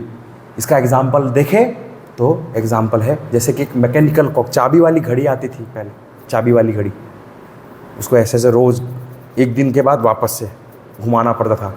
तो उसमें होता क्या है, बहुत से पीछे जो व्हील्स होते हैं, छोटे बड़े अनेक प्रकार के व्हील्स होते हैं। अब क्या है, वह सभी व्हील्स क्या है, छोटे छोटे हैं, हाँ, और सभी लोग बहुत इंपॉर्टेंट है। एक व्हील भी उसमें अगर काम ना करे तो क्या हो जाता है, घड़ी बंद पड़ जाती है ना। तो यहाँ पे यही हो रहा है कि एंटायर मैकेनिज्म क्या हो जाता है, पूरा का पूरा रुक जाता है। इसीलिए every wheel is very very important. In the same way यहाँ जो सोसाइटी है उसमें एक एक जो जीव है वह उस छोटे छोटे व्हील की तरह है। सभी लोग क्या कर रहे हैं, उस बड़े व्हील को चलाने के लिए अपना योगदान दे रहे हैं। छोटा व्हील भी कार्य कर रहा है, छोटा कार्य करेगा तो बड़ा व्हील चलेगा ना, और बड़ा व्हील चलेगा तो उससे भी बड़ा जो व्हील है वो चलेगा, और वो चलेगा तो घड़ी चलेगी। कार्य क्या है, घड़ी का टाइम दिखाना, और टाइम दिखाने का कार्य अगर चलना है तो उसके लिए महत्वपूर्ण बात क्या है, ये जो है सब एक एक कण, एक एक जो चीज़ें हैं, एक एक इंडिविजुअल जब कार्य करता है तब क्या होता है, वो सोसाइटी भी, यानी कि वो घड़ी जो है वो कार्य कर पाता है। तो वैसे ही सोसाइटी में अगर है ना, सभी लोग क्या है, इम्पॉर्टेंट है। कौन कितना कितना क्या करता है, डेट इज़ क्या है, it doesn't matter at all. What, इसका मतलब क्या है, जिसमें जितना कैपेबिलिटी है, कोई कम, किसी में कम कैपेबिलिटी है, किसी में ज़्यादा कैपेबिलिटी है, तो उससे कोई फर्क नहीं पड़ता। जो वो लोग, सभी लोग बहुत इंपॉर्टेंट है। उन सबके बिना क्या है, छोटा बड़ा जो हम कहते हैं ना, जैसे घड़ी में छोटा बड़ा, वैसे ही इस संसार में भी कुछ लोग बहुत योगदान देते हैं, लेकिन कुछ कम योगदान देते हैं, लेकिन वह भी इंपॉर्टेंट है, वह भी इंपॉर्टेंट है, क्योंकि बड़ा जो कॉस्मोस है, सब लोग जब मिल के कार्य करते हैं तभी होता है। जैसे कि एग्जांपल में नेशन का बिल्डअप जो करना है, तो एक एक इंडिविजुअल, एक एक फैमिली, एक एक जब सोसाइटी, कम्युनिटी सब मिल जाते हैं तभी क्या होता है, नेशन बनता है, और वो नेशन क्या है, आगे बढ़ता है। तो वैसे ही इस कॉस्मोस में भी हर एक चीज़ जो है वह क्या है, कार्य करता है। और हमने ये देखा था, इस संसार में जो भी चीज़ जिसका कोई कार्य ना हो उसका क्या हो जाता है, नाश हो जाता है, नाश हो जाता है उसका। तो यहाँ अर्जुन को इसलिए क्या कह रहे हैं कि अर्जुन तुम भी क्या हो, इस कॉस्मिक व्हील के एक अंग हो। क्या हो, एक अंग हो, तुम भी हो। इसलिए तुमको क्या करना है, तुम्हारा जो ड्यूटी है तुम्हें निभाना पड़ेगा। ये जो तुम्हारा कर्तव्य है वो तुमको निभाना पड़ेगा, और इस कर्म को यज्ञ रूप में तुमको करना पड़ेगा। ये सब कुछ क्यों पढ़ रहे हैं, काम जो है छूट गया है, छोड़ दिया है, भय के डर के मारे बोलिए या फिर जो है। तो अर्जुन जो है यहाँ पे, उसका जो ड्यूटी है उसको क्या करना है, उसका ड्यूटी क्या है, अपने आसपास, उनके आसपास सब जो सामने जो खड़े हैं वो कौन है, सब उनके परिवार वाले लोग हैं, नियर एंड डियर वंस है, सभी के सभी उन्हीं के लोग हैं। और आप सोचिए, just look at the situation यहाँ पे, कि उनको क्या करना पड़ रहा है, अपने ही परिवार के लोगों को मारना पड़ रहा है। गुरु को मारना पड़ रहा है, ग्रैंडफादर को मारना पड़ रहा है, और उनके मन में ये जो विचार है ये जब आ गया है तो देखिए कितना बड़ा ये सेक्रीफाइस है। Look at the amount of sacrifice. तो कहते हैं कि एनिमी को मारना बड़ा आसान होता है, दुश्मन को मारना आसान होता है, लेकिन अपनों को मारना, और जिनसे तुमने सीखा है, गुरु से तुमने सीखा है, तुम ग्रैंड पेरेंट्स के गोद में खेले हो, हाँ, तो उन्होंने तुमको प्रेम किया है, वो भी तो मैं भी उतना ही प्रेम करता हूँ जितना वो भी मुझे प्रेम करते हैं। दोनों परस्पर प्रेम करते हैं एक दूसरे को, और ऐसे प्रेम करने के बावजूद भी वो चाहते हैं कि मैं लड़ाई कैसे करूँ। तो ये ऐसी स्थिति में क्या हो गया है, ये जो कर्म है, यहाँ पे जो सिचुएशन है क्या है, पर्सनल अटैचमेंट के साथ साथ कर्म के साथ दोनों क्या है, आपस में मिल गए हैं। मेरा पर्सनल अटैचमेंट भी है और साथ ही साथ मुझे कर्तव्य कर्म भी करना है, और ये दोनों आपस में ऐसे मिल गए हैं कि वह क्या है, डिसीजन को ले नहीं पा रहा है। यहाँ पे ये स्थिति होने के कारण इसलिए क्या है, बहुत डिफिकल्ट हो गया है, भावनात्मक जो है विचार हो गया है। किनका? अर्जुन का। भावना से सोचने लग गए हैं, विचार जो है वो चला गया है, क्योंकि क्या हो गया है, बुद्धि को भावना ने हर लिया है। अब ऐसा व्यक्ति फिर क्या है, बड़ा कठिन है जीना। इसलिए कह रहे हैं, तो पर्पस ऑफ लाइफ यहाँ क्या है, ये जो है हमको सीखना है। पर्पस ऑफ लाइफ क्या है अर्जुन के लिए? अगर सबको मार भी दे, सपोज सबको अगर ग्रैंडफादर है, गुरु है, सबको अगर मार भी दे, तो वो जब जिस धर्म के लिए वो लड़ रहे थे उनके साथ वो भोग भी नहीं कर पाएंगे, क्योंकि उनके साथ ही तो मज़ा है, करने को मिलेगा। जब कुछ आप प्राप्त करोगे, राज्य प्राप्त करोगे, राज भोगोगे कैसे? परिवार हो साथ में तब आप उसको आनंद ले सकते हो ना। अकेले मज़ा करोगे क्या राज्य का? अकेले भोगोगे, उसमें मज़ा आता है? जब 2-4 लोग, हमारे परिवार वाले लोग साथ में हो तब मज़ा आता है ना, आनंद उठाते हैं ना हर चीज़ का। तो यहाँ पे जो है भगवान कह रहे हैं, इसीलिए क्या है, सभी लोगों को भगवान के निर्देश कर रहे हैं अर्जुन के माध्यम से कि सभी लोग जो है अपने यज्ञ कर्म को शुरू करो, यज्ञ कर्म को करते रहो, छोड़ो मत। फिर यहाँ पे यज्ञ कर्म जो है ना करे तो उसका कारण भी बहुत होता है। हमारे जीवन में हम देखते हैं कि यज्ञ कर्म हम क्यों नहीं करते अक्सर, तो देखा जाता है एक तो कारण होता है कि पता ही नहीं है कि यज्ञ कर्म करना है।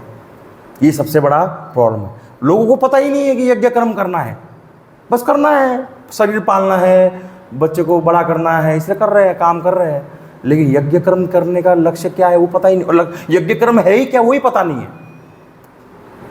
तो यहाँ पहला प्रॉब्लम क्या है, लोगों को इसके बारे में जानकारी नहीं है। दूसरी बात यह है, अपना राग द्वेष बहुत है, नहीं करना, मेरे को मन ही नहीं है, ये प्रॉब्लम। दूसरी प्रॉब्लम क्या है, मुझे करने का मन, पहली बात तो मुझे पता नहीं, अगर पता हो तो दूसरा प्रॉब्लम क्या आ जाता है, राग द्वेष। मुझे ये पड़े रहो, बस कुछ नहीं करना, आराम से, क्या बस टीवी देखिए, आराम करेंगे, ये करेंगे, वो करेंगे, बस ज़्यादा कुछ नहीं, फ़ोन घुमा लिया 2-4 हो गया। तो राग द्वेष क्यों? उसी में मज़ा आ रहा है। हाँ, तो राग द्वेष, हमारा को ना पसंद, कुछ पसंद है, कुछ ना पसंद है, और कुछ लोग ऐसे हैं जिनको इंटरेस्ट ही नहीं है, करना ही नहीं है। क्यों? मेरे को करना ही नहीं है, बस मेरे को मन ही नहीं है, वो करने का मन ही नहीं होता है। एक तो होता राग द्वेष नहीं कर, उसको पता है, कम से कम राग द्वेष वाले को क्या है, पता है कि मुझे यज्ञ कर्म करना चाहिए, वो क्या है, जूझ रहा है, कभी राग द्वेष में फंस जाता है, वापस ट्राई करता है यज्ञ कर्म करने का। यहाँ के एक व्यक्ति और दूसरा है जो बोलता है मुझे तो करना ही नहीं है, तुम करो, मैं क्यों करूँ, मेरे पास सब कुछ है, जो चाहिए मेरे पास सब अवेलेबल है, मैं ये क्यों करूँ, मेरे को जो जिसके लिए मैंने मेहनत किया वो मुझे मिल गया है, अब मैं क्यों करूँ, घर चाहिए था घर मिल गया, गाड़ी चाहिए थी गाड़ी मिल गई, परिवार है, सब कुछ है, अब क्यों करूँ, क्या करने की ज़रूरत है, नहीं करना, नॉट इंटरेस्टेड। हाँ, तो ये क्या है, ऐसा एक और है। तो ये क्या है, हमें एक प्रकार से अगर कहें, अकर्म के और हम बढ़ चुके हैं, यही इसी को क्या कहते हैं, अकर्म की ओर बढ़ चुके हैं, और जीवन क्या हो चुका है, पापमय हो चुका है। तो ये जो चक्र है जो चलता जा रहा है, उसके साथ क्या है, हमें जुड़े रहना चाहिए। और इसी का सबसे कहते हैं ना कि मेरा मन शांत नहीं होता, कुछ भी, हर चीज़, हर समय मैं बेचैन रहता हूँ, हर ये भी कर लिया, वो भी कर लिया, ये भी कर लिया, क्यों? इसका कारण क्या है? शांति की प्राप्ति क्यों नहीं है? क्योंकि हमारे जीवन में यज्ञ कर्म का एब्सेंस है, यज्ञ कर्म है ही नहीं, हम जी नहीं रहे उसको। तो यहाँ पे जो इस चक्र को फॉलो करता है वह आगे बढ़ता है। फिर तो एग्जाम्पल अगर देखें तो एक उत्तरकाशी का एक एग्जाम्पल हमारे स्वामी जी ने हमको बताया था कि सन्यासी वहाँ के जो होते हैं ना, उनको जब कभी जैसे 3 कपड़ा उनको वस्त्र दे दिया गया तो पहला जो वस्त्र है ना वो क्या करते हैं पता है? दान में देते हैं। पहला वस्त्र अपने लिए नहीं, पहला ही। तो हमको क्या करना है? हर समय ये करना है कि दान जो है हो सके जितना हो सके करते रहना है। ज़्यादा है तो देने में क्या है? देना चाहिए। हाँ, कम है तो मैं तो भी समझता कि नहीं है, चलो, लेकिन क्या है, कम हो तो भी क्या है, कम दे सकते हैं। नहीं है तो कम दीजिए ना, लेकिन दीजिए, ज़रूर दीजिए। ये जो है ऐसे जो जीता है वह आगे बढ़ता है। फिर इसी में हमें एक चीज़ और देखना था कि शंकराचार्य इसमें कहते हैं कि इस लोक में क्या है, सब लोग क्या है, जन्म लेते हैं और जन्म लिया है तो मनुष्य को क्या करना पड़ेगा? कर्म करना पड़ेगा, करना ही पड़ेगा, उसके पास कोई चारा नहीं है। हाँ, अब उसका अधिकार क्या है? फल पे नहीं है, किस पे है? कर्म पे है, कर्म पे है। इसीलिए जो शंकराचार्य जी हैं वह साधक को किस नाम से कह रहे हैं? कर्मणि अधिकृत, यानी कि कर्म में ही तुम्हारा क्या है? अधिकार है, कर्म ही तुमको करना है, फल के बारे में नहीं सोचना है। जो फल के बारे में सोच रहा है वह उसमें यज्ञ स्पिरिट नहीं है, यज्ञ ही नहीं है, वो काम्य कर्म हो जाता है। इसीलिए कह रहे हैं कि ये जो चक्र जो चल रहा है इसमें 3 चीजें हैं। पहला ईश्वर, दूसरा वेद, तीसरा यत्न। यत्न यानी करते रहो, करते रहो, करते रहो, प्रयास करते रहो। तो ईश्वर जो है, जो पूरा जगत, और ईश्वर से ही क्या है? वेद आया है, वेद में यानी ज्ञान आया है, और ज्ञान के आधार पर क्या हो सकता है? कर्म किया जा सकता है। तो ये सभी एक दूसरे से जुड़े हुए। तो सबसे मेन सोर्स क्या है? भगवान।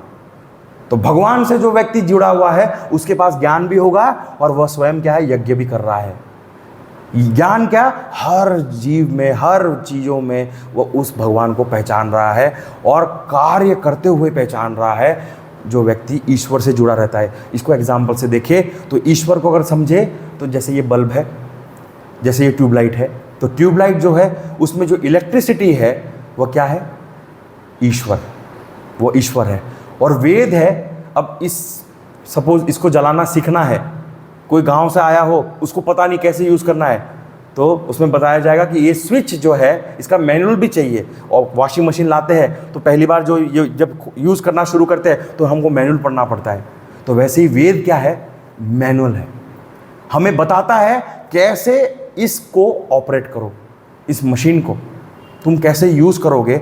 और फिर जब थ्योरी पता चल गया तो जाके क्या करना पड़ेगा? प्रैक्टिकली उसको अप्लाई करना पड़ेगा। ये जो है वेद क्या है? थियोरी है हमारे लिए, उसी को क्या है? एप्लीकेबल करना। तो क्या है? वॉशिंग मशीन का मैनुअल भी पढ़ लिया तो उसमें लिखा है बटन दबाओ। अब क्या करोगे? बटन दबाओ, पढ़ लिया, अब बैठे हैं, कुछ होगा? जाके यत्न करना पड़ेगा, उठना पड़ेगा, जाके बटन को दबाना पड़ेगा। तो क्या करना पड़ेगा? मेहनत करना पड़ेगा। तो यहाँ पे ये समझना है, तो ये 3 चीज़ें से ही क्या हो रहा है? ये चक्र जो है हो रहा है, चल रहा है, ये सब कुछ हो रहा है यहाँ पे।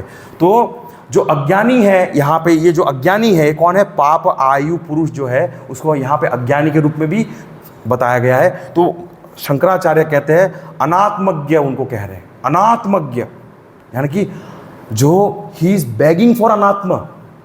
अनात्मा यानी जो आत्मा नहीं है, यानी हमारा जगत जो है उसमें विषय जो है, प्रलोभन जो है, इच्छाएं हैं, तृष्णाएं हैं, इन सबके उसको सबके लिए हम जो जब उनके प्रति हमारा जब आसक्त हो, हम उसको चाह रहे हो, बैक कर रहे हो, उसी को क्या कह दिया है? अनात्मज्ञ, अज्ञानी। ये जो अज्ञानी है वो अनात्मज्ञ है और वह जो है क्या कर रहा है?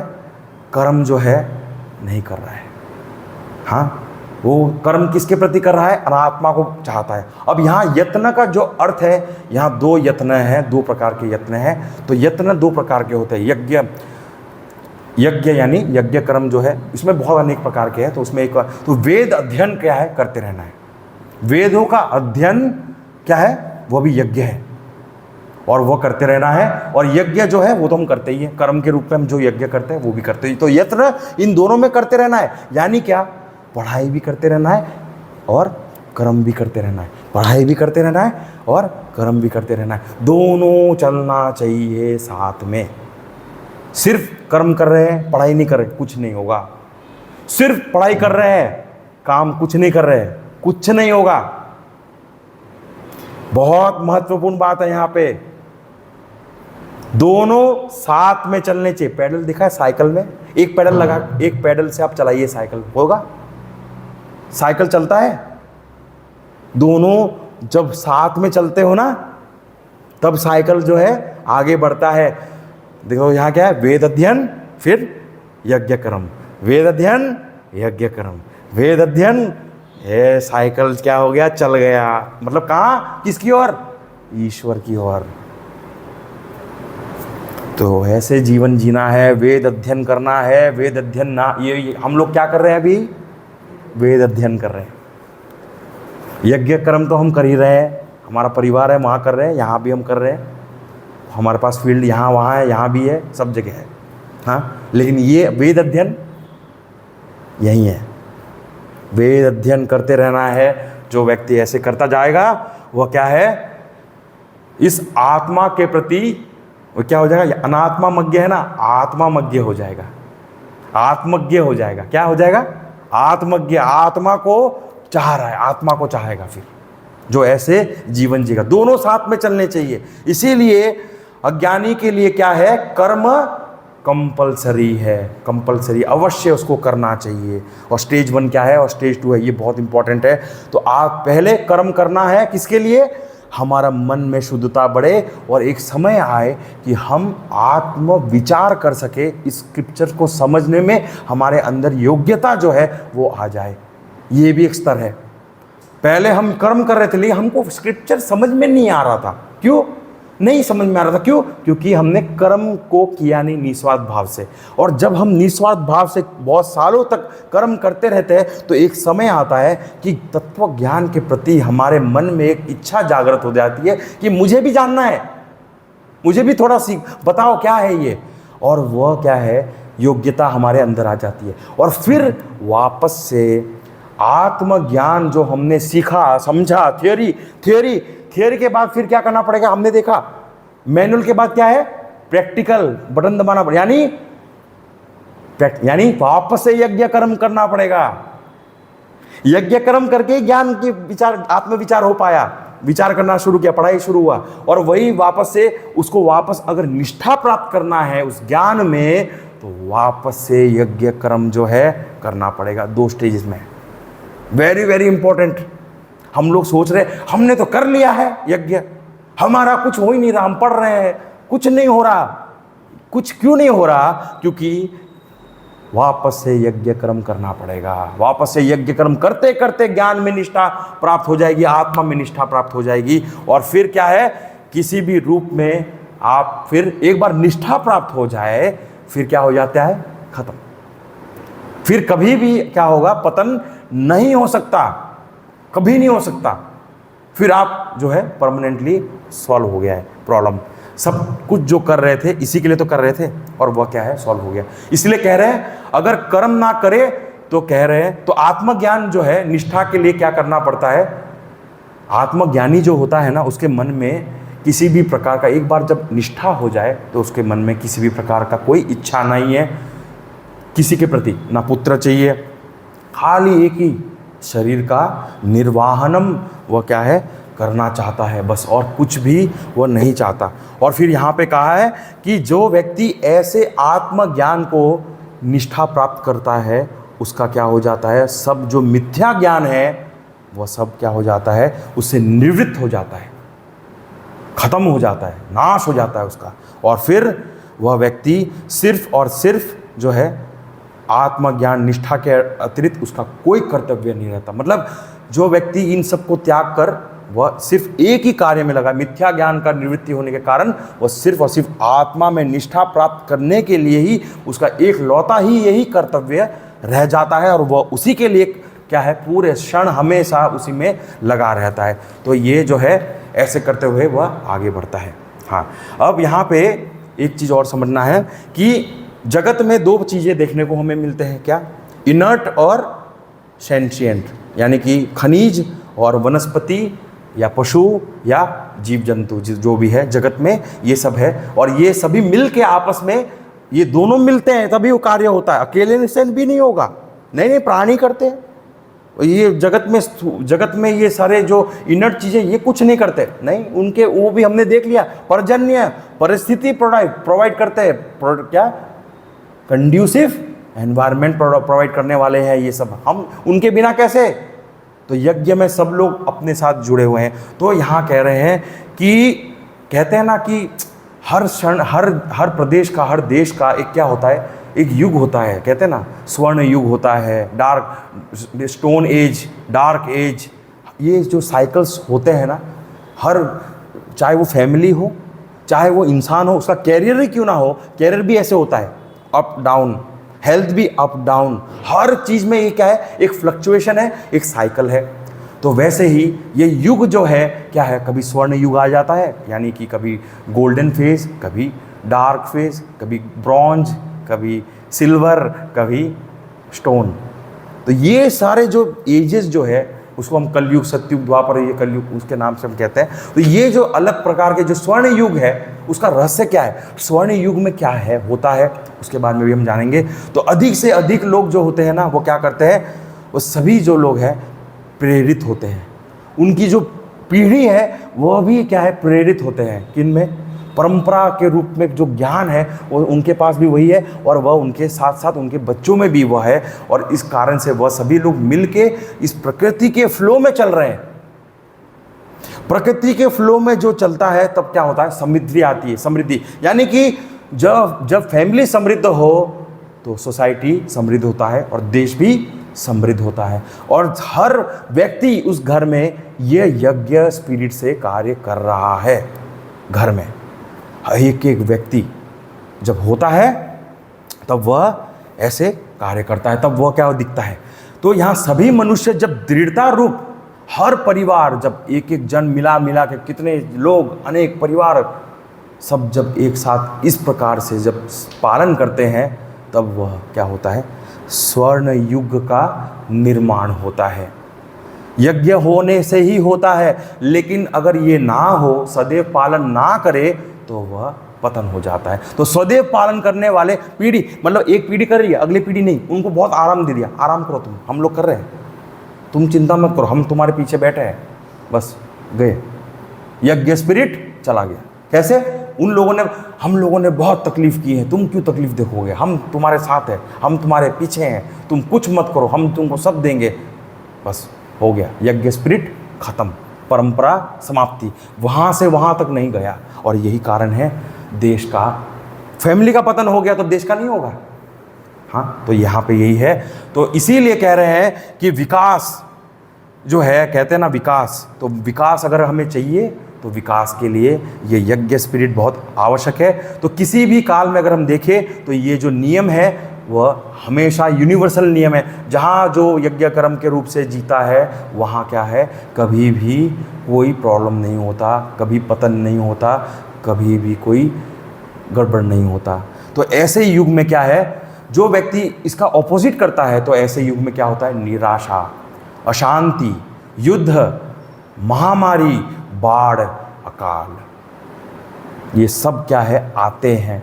जब भी ये लक्षण हमें दिख जाए आसपास, समझ जाए क्या यज्ञ स्पिरिट नहीं है उस देश में, इसीलिए बाढ़ आना और अकाल पड़ना, इम्बैलेंस हो गया है बिल्कुल।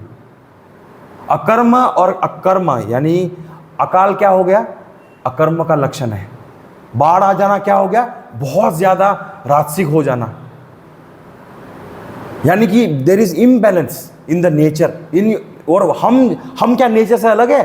हमारे अंदर, अगर हमारे अंदर क्या है, इसलिए कहते हैं ना कि यज्ञ कर्म नहीं करते तो क्या होता है, बारिश नहीं होती। यज्ञ कर्म करने के बाद ही क्या होता है, बारिश आती है। तो यहाँ पे ये कह रहे हैं कि ये सब जो इम्बैलेंस किसके लिए है, यज्ञ कर्म के कारण, यज्ञ कर्म नहीं करने के कारण हो रहा है। तो ये साइकिल जो चलते हैं ना, ये बदलाव जो आ रहा है, ये सभी के कारण हो रहा है। तो एक एक व्यक्ति से समाज बनता है, और व्यक्तिगत जो है हर व्यक्ति अपना योगदान अगर दे रहा है, और उससे क्या होता है, समाज का उत्थान होता है। तो हर व्यक्ति अगर योग्य हो तो समाज भी योग्य, और हर व्यक्ति अगर विनाश की ओर जा रहा है तो समाज भी विनाश की ओर जा रहा है। इसीलिए कह रहे हैं यहाँ पे जो शब्द यूज किया गया है, इंद्रिया राम, यानी कि जो इंद्रियों में ही क्या है, रमता है। तो यहाँ पे यही इंपॉर्टेंट बात है। इंद्रिय राम मतलब person, that person is interested in the इंद्रिया, यानी भोग में, मस्ती ये चाहिए जीवन में, आनंद चाहिए। कौन सा आनंद, कौन सा सुख चाहिए, आनंद नहीं, सुख चाहिए, प्लेजर। हाँ, तो इंद्रियों में जो रमता है, क्यों, मज़े करने के लिए, खुश होने के लिए, सुखी पाने के लिए, सुख होने के लिए। हाँ, तो दैट पर्सन इज व्हाट। तो यहाँ एक्चुअली ये शब्द जो है ना, इंद्रिय राम जो शब्द है ना, वहाँ हमारे आत्मबोध में देखेंगे तो आत्म राम, इसका उल्टा क्या है, आत्म राम। हमको उसकी ओर बढ़ना है, इंद्रिय राम की ओर नहीं। तो यहाँ जो इंद्रिय राम कौन है, ये जो ऐसा व्यक्ति जो है, कौन सा व्यक्ति, अघायुः, ये जो व्यक्ति है वह ऐसा व्यक्ति है। तो यहाँ उसका लिए क्या है, देह ही उसका क्या है, आत्मा है। वो देह को ही क्या मानता है, आत्मा मानता है, और वह पूरे समय बस देह को सुखी करने में लगा हुआ है, बस देह को खुश रखना चाहता है, उसका ध्यान रखता है, खुश, हाँ, अच्छे अच्छे रील्स बनाता है, पोषण करता है, अपने शरीर का सुख सुविधा को भोगता है। और फिर ये सब जब व्यक्ति जब ऐसा करे तो उसका पतन क्या है, पतन का कारण है, और वो पतन क्या है, निश्चित है। ये क्या है, जो सुख और शरीर को ही समझकर पूरा समय शरीर पे ही ध्यान लगा के रखा है, उसका पतन आज नहीं तो कल पक्का है, पक्का। हाँ, तो विषय भोग ही एकमात्र जिसका लक्ष्य हो, उसको कहा है पशुवत विषय भोग करने वाला। पशुवत जो जीवन को एंजॉय करता है, वो विषय को जो इसका एकमात्र ही लक्ष्य है, वो पशु है। खाली विषय में ही कुछ काम नहीं है, बस एक ही काम, ये जो ऐसे जीता है। तो उच्च लक्ष्य के बारे में जिसके बारे में जानकारी अगर ना हो तो ये क्या है, आप समझिए, उच्च लक्ष्य के बारे में जानकारी अगर सपोज किसी को हो ही नहीं, ना कोई समझ हो, तो आप सोचो वो इस जो ज्ञान को जिएगा कैसे, पॉसिबल ही नहीं। इसीलिए कहते हैं कि यहाँ पे ज्ञान को समझना और उसको जानकारी प्राप्त कर उस लक्ष्य से जुड़कर फिर हमें अपने आप को बढ़ाना चाहिए। तो ऐसा व्यक्ति हमेशा आगे बढ़ता है। तो ऐसे टाइम पे कोई भी व्यक्ति यज्ञ भाव से अगर कर्म ना करे तो फिर उसका क्या हो जाता है, पतन हो जाता है। यज्ञ भाव से कोई भी व्यक्ति ना करे तो उसका पतन हो जाता है। तो यज्ञ भाव जो है अगर हमारे अंदर ना हो तो फिर कोई भी परिस्थिति क्या है हमारे लिए अनुकूल नहीं होगी। फिर उसके कारण क्या होगा, कोई उत्पादन क्षमता नहीं होगी। उत्पादन ही नहीं होगा तो अन्न नहीं होगा, और अन्न नहीं होगा तो क्या होगा, अकाल होगा। तो यज्ञ भाव नहीं होने से क्या होता है, अनुकूल परिस्थिति नहीं मिलेगी। पर्जन्य का अर्थ यहाँ क्या है, अनुकूल परिस्थिति नहीं होगी, क्योंकि कुछ किया ही नहीं है। डैम बनाने के लिए प्रयोजन तो है, डैम बनाएंगे, लेकिन डैम के लिए कुछ करना पड़ेगा। डैम बनाओ, हाँ बनाया, फिर खेती के लिए, उपजाऊ के लिए फिर वो परिस्थिति बना के देने के बाद फिर क्या होता है, उसके बाद कुछ क्या है, उसमें उत्पादन क्षमता आती है, तब कुछ हो सकता है ना उसमें। और फिर जब उत्पादन क्षमता कुछ हो तो अन्न होगा ना उसमें, खेती में, और जब अन्न होगा तो फिर क्या होगा, बस समृद्धि ही समृद्धि है। वो आप क्या करें, आराम, यही तो सक्सेस है। उसका उल्टा करें, यज्ञ भाव नहीं है तो अनुकूल स्थिति नहीं होगी, अनुकूल स्थिति नहीं होगी तो उत्पादन भी नहीं होगा, उत्पादन नहीं होगा तो अन्न नहीं होगा, अन्न नहीं होगा तो फिर क्या होगा, अकाल पड़ेगा। फिर बोले कि भूखमरी आ गई, बाढ़, फिर बोले भूखमरी आ गई। यही भूखमरी हमने देखा समाज में भुखमरी आ जाती है। ये सारा जो कनेक्टेड है एक दूसरे से, इसलिए कहते हैं यज्ञ कर्म जहाँ नहीं हो वहाँ भुखमरी होती है। तो हमें समझ जाना है, जब जब हमने ये देखा है हम किसी को दोष देंगे, उसकी गलती, इसकी गलती, उसकी गलती। हमारी गलती हमको दिखता ही नहीं है। वो राज्य चला रहा था इसलिए सब हो रहा था, वो उसने किया है इसलिए हो रहा था। अरे हमने क्या किया? हमने क्या किया? यज्ञ के रूप में कुछ कार्य किया है? नहीं, हम तो स्वार्थी है बस। पतन का कारण भी क्या हुआ? इस देश का पतन का कारण भी हुआ, सब भोग में तो पड़ गए थे राजा, और इसी कारण तो सब हो गया, ये सब कुछ छूट गया, सब आके हमको रूल करके चले गए, क्योंकि ये हमने अपने इंद्रियों में ज़्यादा समय बिताया। इंद्रियों में जब बिताएगा राजा, जब इंद्रियों में और भोग में और इन सब चीज़ों में अगर व्यस्त होगा तो फिर क्या होगा? ये होता है। तो इसीलिए अकाल, बाढ़, युद्ध, ये सब क्या है? होता है। समझ जाइए, यज्ञ कर्म क्या है? नहीं है, नहीं कर रहे। युद्ध होना, अभी ये सब जो मतलब कहाँ युद्ध हो रहा है? इसलिए अगर हम समझे, अगर हम यज्ञ कर्म कर रहे हैं तो हमारा नाश नहीं होगा। अगर हम कर रहे हैं तो, नहीं कर रहे तो हमारा भी नाश होगा। इसलिए साइकिल देखते हैं, कभी कोई कंट्री बहुत ऊंचा चला जाता है और फिर वापस से वो नीचे आ जाता है, वापस से ऊंचा चला जाता है, वापस से, और वो एक साल, 200 साल, 5 10 साल नहीं, हज़ारों साल तक वो ऐसे रह जाता है। कुछ 500 साल, कुछ 200 साल तक नीचे रहता है, फिर वापस उठ जाता है। तो ये साइकिल्स जो है जीवन में, स्वर्ण युग जो आता है जाता है, ये सब का कारण क्या है? यज्ञ कर्म। यज्ञ कर्म को जिसने समझा है वह इसको समझ सकता है। तो लक्ष्य केवल क्या है? भोग, और उसकी चिंता अगर हो तो जीवन में का जो चक्र है, वो चक्र में ये भोग और विलास और ये सब चीज़ नहीं है, दिखता है। यज्ञ में विश्व चक्र में है, और हम क्या कर रहे हैं? उसकी उल्टा कर रहे हैं। तो यानी हम क्या कर रहे हैं? We are making a resistance in this cycle.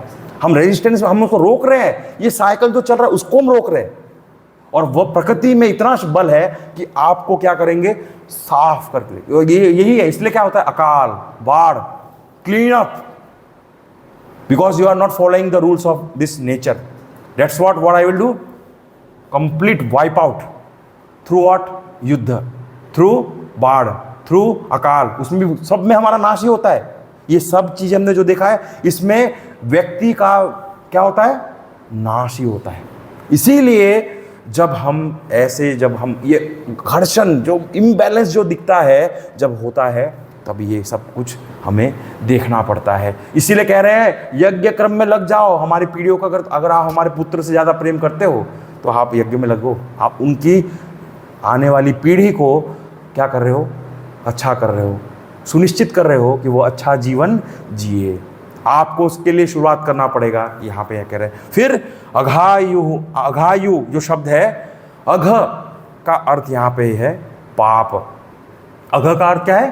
पाप। आयु का अर्थ तो सबको पता है, आयु का अर्थ मतलब एज। तो यहाँ पे जो है ये व्यक्ति जो है वो कैसा है? पाप आयु वाला पुरुष है। यानी कि वह जीते जी क्या है इस संसार में, पिछली बार हमने देखा था धरती पे बोझ है वो, वैसे क्या है ये अपना जीवन क्या है? व्यर्थ ही जी रहा है, पूरा समय जो है बर्बाद कर रहा है। तो पर्सन, ये जो व्यक्ति है उसका जो जीवन है वही क्या है? अपने आप में एक क्या है? पाप है। जीवन ही पाप है उसका। समय नॉर्मली हमारा लाइफ क्या है? ईयर्स में होता है, लेकिन यह जो व्यक्ति है ना, इसका जो है नंबर है ना, ईयर्स में नहीं है, किस में है? सीन्स में है। सीन्स, पाप में। कितना पाप किया है उसने, उसका उम्र पापों का है।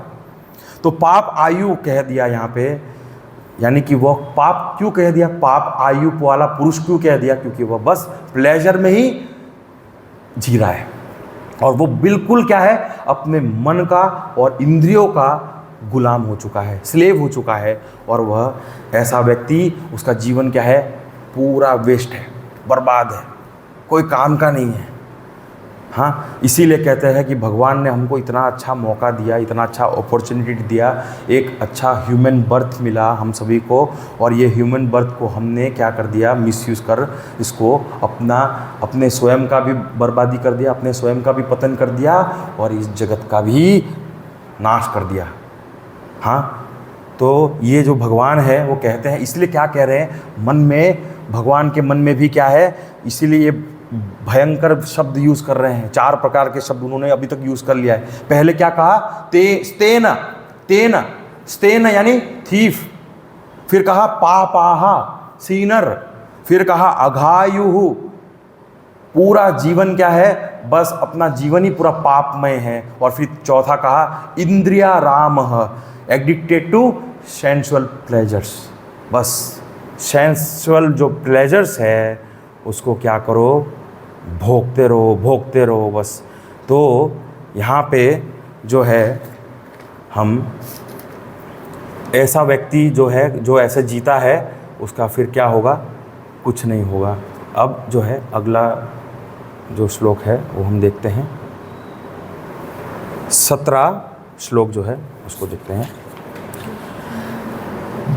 साथ में ही बोलेंगे, यस्त्वात् मरतिरेव स्यात् अमृत आत्मतृप्तश्च मानवः आत्मन्येव च संतुष्टः तस्य कार्यं न विद्यते। हाँ, तो यहाँ पे बता रहे हैं परंतु जो मनुष्य आत्मा में ही रमने वाला हो, आत्मरामः, आत्मा में रमने वाला या ना आत्मरति, आत्मरामः ये यूज नहीं किया है, आत्मरति यानी कि वो आत्मा में ही जो रमता है और आत्मा में ही तृप्त रहता है और आत्मा में ही संतुष्ट हो, ऐसा व्यक्ति के लिए किसी भी प्रकार का कोई भी कर्म नहीं है, किसी भी प्रकार का कोई भी कर्तव्य कर्म नहीं है, यानी कि उसके लिए कुछ भी नहीं है। तो यहाँ पे हम इसको देखेंगे, अधिकतर साधक जो है कर्म चक्र में जो है उनके लिए क्या है, पालन करना, क्या पालन करना, यज्ञ कर्म जो है उसको पालन करना कंपलसरी है, कंपलसरी है। जैसे हम साधक जो होते हैं, अज्ञानी होते हैं, उन सभी को। तो क्यों, क्योंकि कर्म से क्या है, कर्म के द्वारा ही क्या होता है, व्यक्तित्व जो है हमारा संगठित होता है और फिर वो ध्यान योग्य हो जाता है। और ध्यान योग्य हो फिर तो कहने का तात्पर्य यहाँ है कि कर्म करें कैसे, निस्वार्थ होके, उससे क्या होगा, आत्मशुद्धि होगी। आत्मशुद्धि से मन एकाग्र होगा, मन एकाग्र होकर निधिध्यासन कर वह जो शुद्ध चैतन्य को जो है अनुभूति कर सकता है और अहंकार के जो है वो परे चला जा सकता है। तो यहाँ पे जो है चालित जो चक्र है, विश्व चक्र जो है वो चल रहा है, क्या उसका पालन करना अनिवार्य है, ये प्रश्न है। ऐसा साधक को पालन करना आवश्यक है जो ज्ञान योग में निष्ठा प्राप्त नहीं कर पाया है, उसके लिए भी ये क्या कर्म करने की आवश्यकता है। प्रश्न मन में ये है कि एडवांस स्टेज का जो साधक है, जो ज्ञान योग जो है वो कर रहा है, उसके लिए भी क्या है ये मार्ग है, उसको भी क्या यज्ञ कर्म करना है, करना पड़ेगा। तो कहते हैं हाँ, इस संसार में सभी जो जितने भी शरीर है सबको क्या है, इस चक्र के अनुसार चलना चाहिए, चलना ही पड़ेगा, चलना ही पड़ेगा। But there are some few rare people, कुछ हैं ऐसे लोग जिनको ये फॉलो करने की कोई ज़रूरत नहीं है, क्योंकि ये रूल उनको एप्लीकेबल ही नहीं होता। क्यों? क्योंकि they are beyond the rules only. अच्छा, रूल्स कौन डिसाइड करता है? किसका रूल? प्रकृति का रूल। वह प्रकृति के रूल से भी परे चला गया है वह व्यक्ति। उसके लिए क्या है, ये कर्तव्य कर्म भी एक रूल है। कर्तव्य कर्म करो, ये क्या है, रूल ही तो है, करो। ऑर्डर बता रहे हैं ना शास्त्र के, करो तुम, मतलब क्या, रूल है। इसका मतलब क्या है, जो व्यक्ति रूल से ही परे चला गया तो उसके लिए रूल क्या एप्लीकेबल है। तो यहाँ पे कौन है ऐसा व्यक्ति, कौन है मुझे बताइए। तो कह रहे हैं ऐसा व्यक्ति कौन है, जो व्यक्ति उस आत्मा में क्या हो गया है, रेवल कर रहा है। He is revelling in the self. कौन है? और साथ ही साथ वो ही इज कंप्लीटली यानी कि आत्मरति, यानी आत्मा में रति है। फिर कहा आत्म संतुष्ट, completely contented in the self. आत्मा में बिल्कुल क्या है, सेटिस्फाइड है। इसके पास मतलब क्या, there is no responsibility, no duty, no कर्तव्य, किसी भी प्रकार का कुछ भी ऑब्लिगेशन नहीं है, खत्म हो गया, है ना। तो ये लोग है कौन, ये कौन है ऐसे लोग, रेयर लोग कौन है? तो यहाँ कह रहे हैं एनलाइटन वंस, जो जीवन मुक्त जो कहते हैं ना, मुक्त पुरुष जो है, जीवन मुक्त है, शंकराचार्य उनको क्या कहते हैं, आत्मज्ञान निष्ठा, आत्मज्ञान निष्ठ जो है व्यक्ति उनको कह रहे हैं। सांख्य योगी जो है उनको कह रहे हैं। यानी कि इन लोगों के लिए क्या है, किसी भी प्रकार का कोई भी क्या है लॉ उन पे कोई एप्लीकेबल नहीं है। अनेक साधन जो हम लोग करते हैं, साधनाएं करते हैं, चित्त शुद्धि के लिए करते हैं। साधन का लक्ष्य क्या होता है, साध्य तक वो हमें पहुंचाए। लेकिन यहाँ क्या है, ये जो व्यक्ति है वो साध्य को प्राप्त कर लिया है, तो साधन का क्या यूज, क्या यूज, कोई यूज नहीं है। जहाँ यहाँ से वहाँ जाना है तो यहाँ से जाने के लिए गाड़ी चाहिए। अब गाड़ी जब हमको वहाँ पहुँचा देती तो गाड़ी को हम क्या घर में लेके घुसते हैं, चलो आ जाओ गाड़ी तुम भी घर में आ जाओ, नहीं ना, छोड़ देते हैं गाड़ी को, पार्क करके हम अपने घर में जाते हैं। इसका अर्थ यही है, साधन को भी उतना ही महत्व देना है जब तक हम साध्य तक पहुंच नहीं जाते। साधना तब तक ही करना है। साधना करते करते अगर साध्य को पहुंच जाए तो साधना का क्या उपयोग, कोई उपयोग नहीं है। ऐसे ही तो यहाँ पे ये जो व्यक्ति है जीवन मुक्त क्या है, 3 लक्षण इसके बताए हैं। क्या लक्षण है, आत्मतृप्ति, आत्मरति, आत्म संतुष्टि, ये 3 जो है शब्द है इसमें बताए हैं। तो तीनों शब्दों का अर्थ हम देखते हैं। तो आत्मरति में मतलब only revelling in the self, only, बाकी कुछ भी नहीं है, ओनली। तो यानी कि सिर्फ और सिर्फ आत्मा में रति है, इसका मतलब कितना प्रेम होगा तभी क्या है ये पॉसिबल है। बहुत ज़्यादा जब प्रेम होता है ना तभी आत्मरति, यानी बिल्कुल किसी के और जाता ही नहीं है ध्यान, तब वह व्यक्ति क्या है इस इनफाइनाइट हैप्पीनेस को, उसका जो सोर्स है उसको अनुभव कर पाता है। और वही सोर्स क्या है, आत्मा है, सेल्फ है। और सेल्फ यानी आत्मा का अर्थ क्या है, सच्चित और आनंद। तो यहाँ जो आनंद जो से प्राप्त हो रहा है वही मेरा स्वभाव है, यही क्या है, आत्मरति। फिर कहा आत्मतृप्ति, यानी वही सेल्फ कंटेंटेड, आनंद प्राप्त कर लेने के बाद फिर contented, fully contented, fully satisfied, fully fulfilled, पूर्णमदः, पूर्णम, पूर्णात, पूर्ण हो गया, पूरी तरह से जो पूर्णता को प्राप्त हो गया, completeness, no hollowness in the mind, in the heart, nothing, in completely satisfied, ऐसा व्यक्ति जो है कंप्लीटली कंटेंटेड। और फिर कहा यहाँ पे एक शब्द यूज किया है मानव। मानव का अर्थ यहाँ पे समझना है, कौन है मानव, मानव वह है जो मनन करता रहता है, विचार करता रहता है, ऐसा व्यक्ति जो है, यानी कि उसके मन में क्या है, ऐसा मानव जिसमें अलम बुद्धि आ चुका है कि मनन करते करते, मनन करते करते, जगत को देखते देखते, अनुभव करते करते, समझते समझते उसने ये जान लिया है कि बस बहुत हो गया, बहुत देख लिया, सब कुछ समझ लिया, अब बहुत हो। इसी को क्या कहते हैं, अलम बुद्धि। अलम बुद्धि जिसमें आ जाए वह मनन करना शुरू कर जाता है, और वही मनन करने वाला व्यक्ति को क्या कहते हैं, मानव। वही क्या है, मानव। अब यहाँ पे फिर कह रहे हैं तृप्ति। तृप्ति का अर्थ यहाँ क्या है, जीव के लिए तृप्ति क्या है, हम सभी जो जीव हैं उनके लिए तृप्ति क्या है, बाह्य भोग, यानी इंद्रिय जो राम है, जो हमने देखा इंद्रियों में जो रमता है, मतलब अन्न रस आदि जितने भी वस्तु हैं उसमें क्या है, उसके द्वारा वो तृप्त होने का प्रयास करता है, खुश होने का प्रयास करता है, अपने आप को संतुष्ट करने का प्रयास करता है, अपने मन को शांत करने का प्रयास करता है। लेकिन वह संतुष्टि क्या है, दोनों को क्या है, इसका जब हम इस प्रकार का जब अनुभव करते हैं संतुष्टि को, तो एक हमारे अंदर क्या है, एक स्मरण रह जाता है, हाँ बहुत मज़ा आया, कितना अच्छा था ना, कितना बढ़िया मज़ा आया।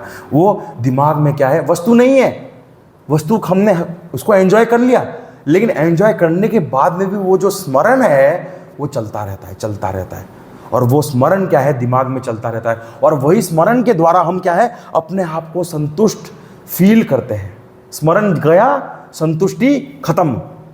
यहाँ पे यही है, जब तक वो मेमोरी है, याद रहता है, तब तक वो मज़ा रहता है। जैसे ही वो मेमोरी गई वैसे ही हमारा संतुष्टि खत्म। लेकिन यहाँ जो जीवन मुक्त है वह बाह्य ऑब्जेक्ट में कभी भी डिपेंडेंट नहीं है। और यह जो व्यक्ति है यहाँ पे, अगर उसको कोई अच्छा सामान उसको जो पसंद हो, जब वो जीवन मुक्त नहीं था उससे पहले अगर वो मिल भी जाए तो वो खा लेता है, ठीक है, मिल गया खा लेता है, प्रारब्धवश चलता है। फिर तीसरा शब्द क्या है? आत्मसंतुष्टि, पूर्णता का अनुभव करता है, फुल्ली फुलफिल्ड, फुल्ली सेटिस्फाइड। ऐसा व्यक्ति के जीवन में जो उसको जो पर्पस था, उसका पर्पस फुल हो गया, जो कब चाह रहा था, जो चाह रहा था वो उसे मिल गया। इसीलिए अभी उसको क्या है, द पर्पस बिहाइंड, जो जन्म लेने का जो ह्यूमन बर्थ उसने लिया था, उसका जो अर्थ, जो मकसद था, उसने उसको क्या कर लिया? पूरा कर लिया। यानी आत्मसंतुष्टि वह हो चुका है। He is a liberated soul. अब वह क्या है? इस संसार में विचरण कर रहा है, घूम रहा है और अपना प्रारब्ध को, कर्म को क्या कर रहा है? एग्जॉस्ट कर रहा है। ऐसे कर कर वह क्या करना चाहता है? आगे बढ़ना चाहता है। तो यहाँ पे वह क्या है? वो शरीर भी नहीं है, मन भी नहीं है, बुद्धि भी नहीं है। ऐसा उसका मन में completely there is full conviction, total conviction कि मैं मन बुद्धि शरीर नहीं हूँ, आई एम इनफाइनाइट इनमॉर्टल सेल्फ। और वह व्यक्ति, वही महात्मा जो है, वो अपना कर्तव्य कर्म हो उसको करने की कोई ज़रूरत नहीं है, कोई ज़रूरत नहीं है। वेद भी उसे आदेश नहीं कर सकता कि तुम करो कर्म। वेद भी आदेश नहीं कर सकता, क्योंकि वेद भी क्या है? इंस्ट्रक्शंस है, मैनुअल है, किसका? यूज़ करने का। लेकिन वहाँ वो तो प्रकृति से भी परे चला गया। तो आत्मज्ञान जिसके अंदर क्या है? आ चुका है, जिसमें उसके अंदर किसी भी प्रकार का कोई क्या है? इच्छा नहीं है, किसी भी प्रकार का कोई विक्षेप नहीं है। क्योंकि इच्छा ही नहीं है तो विक्षेप कैसे होगा? हाँ, और जब इच्छा ही नहीं है और विक्षेप भी नहीं है तो कर्म क्यों करेगा? क्या जरूरत है उसको? क्यों कर्म करूँ? क्या जरूरत है मुझे करने की?